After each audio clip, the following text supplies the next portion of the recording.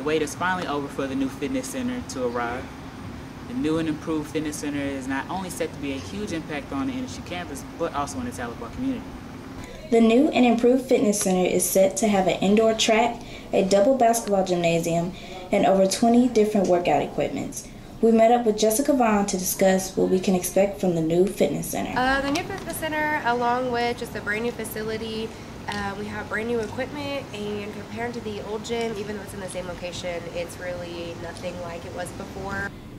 Even though the fitness center was scheduled to open the 2013-2014 school year, but because of the complications with the pool, the date had to be pushed back, but the wait has come to an end.